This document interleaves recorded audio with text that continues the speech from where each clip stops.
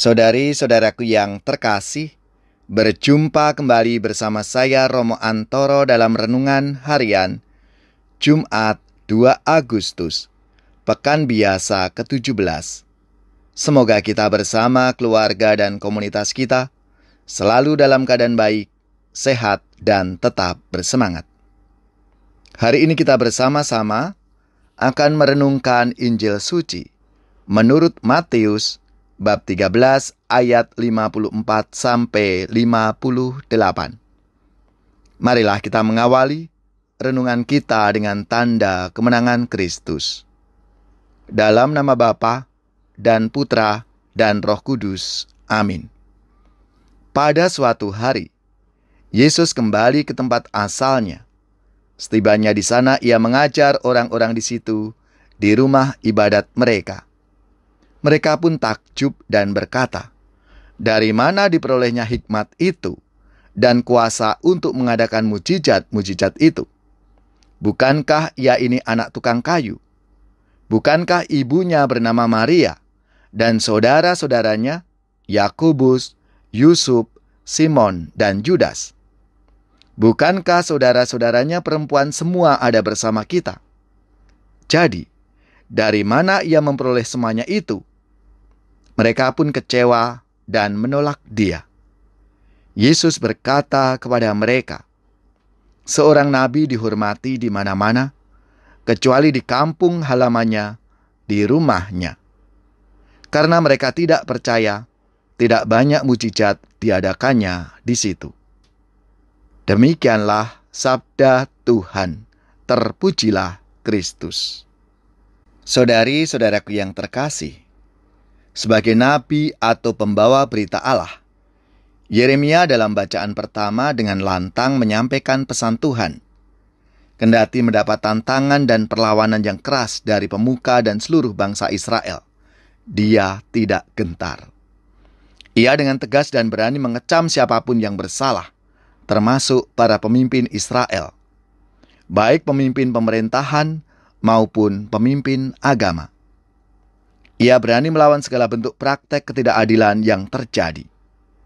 Ia memberitakan hukuman Allah bagi orang-orang Israel apabila tidak bertobat dan mendengarkan Tuhan.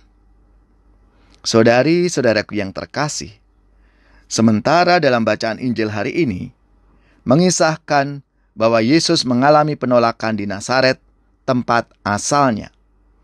Orang-orang di kampung halamannya lebih mempersoalkan asal-usulnya daripada pesan pembebasan yang ia sampaikan.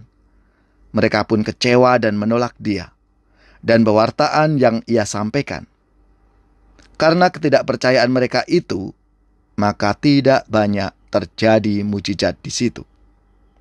Seorang nabi dihormati di mana-mana, kecuali di kampung halamannya dan di rumahnya.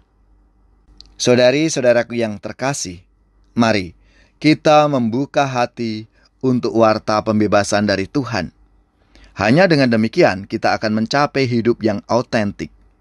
Karena hidup kita dibangun di atas dasar yang kukuh, yakni firman Tuhan sendiri, dan kita dituntunnya pada jalan kasih, jalan kebenaran, dan jalan penuh pengharapan. Tuhan datang mengunjungi kita, dan ia menyampaikan kabar sukacita bagi kita. Maka sendengkanlah telinga kita untuk mendengarkan titahnya.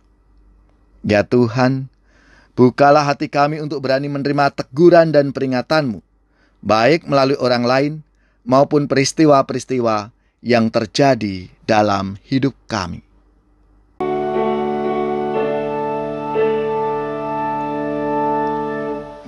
Bersabdalah Tuhan, kami mendengarkan.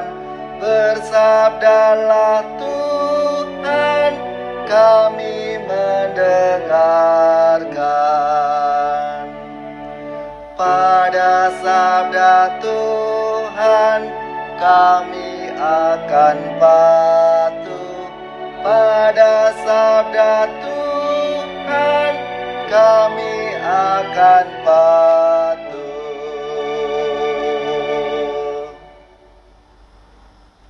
Semoga saudari-saudara sekalian, keluarga-keluarga, komunitas kita, orang-orang yang kita doakan, seluruh tugas, belajar, pekerjaan, usaha, serta karya pelayanan kita, dibimbing, dilindungi dan diberkati oleh Allah yang Maha Kuasa, Bapa dan Putra dan Roh Kudus. Amin.